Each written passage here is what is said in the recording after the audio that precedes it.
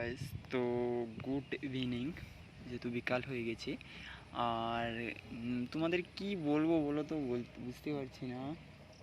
তো এই যে বাকিগুলো দেখতে পাচ্ছ, 1 2 3, তো 3টা বসানো আছে। একটা হচ্ছে কি বলবো, ওই বস্তা ঢাকানো আছে, তো ওইটাই চুনা মাছ সকালে পড়ছিল। তো তারপরে দুপুরে পড়ছে, তো এখনও মাছ ঢুকে গেছে। একটু আগেও মাছগুলো ঝাড়ছি, এই মাছগুলো পড়ছে, ট্যাংরা মাছ আর পুঁটি মাছ আর চুনা মাছ। তো আবারও ঢুকেছে, 3টা বাকিতে মোট মাছ কিন্তু ঢুকেছে। তো এখন জোয়ার হালকা হালকা উঠছে, বিকাল হয়ে গেছে, তাও মানে বর্ষার জলের জন্য কিন্তু জোয়ার উঠছে। এবার এক্ষুনি কিন্তু এই মাছগুলো আবার ঝেড়ে নিয়ে বাজারকে যেতে হবে বিক্রি করতে, কারণ এখন আর মাছ নেই, কী করবো। মাছ তো তোমার পড়ে গেছিলো, মানে দুপুরে পড়েছে, আবার বিকালে এখন কি করবো, মাছ নিয়ে তো বাজারকে যেতেই হবে। সকালে পড়ছিল, তো সকালে এগুলো বাজারে দিয়ে এসেছি। তো আজকের গাড়ি ঘরে ওঠানোর সময় একটু গাড়িটা পড়ে গেছিলো, তো ওইখানে একটু ভাঙাভাঙি হয়ে গেছে, ওটাও সারাতে যেতে হবে। বাদ বাকি মাছ ছাড়ার পর তোমাদেরকে দেখাচ্ছি ঝাড়তে ঝাড়তে।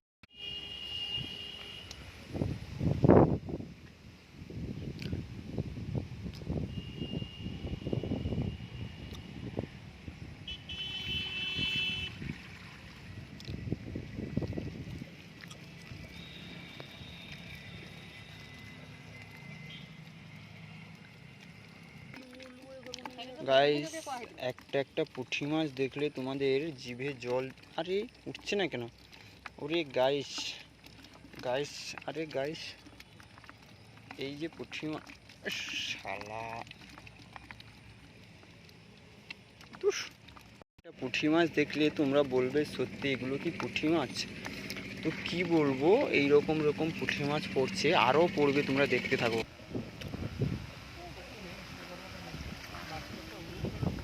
বাড়ি পাইছে।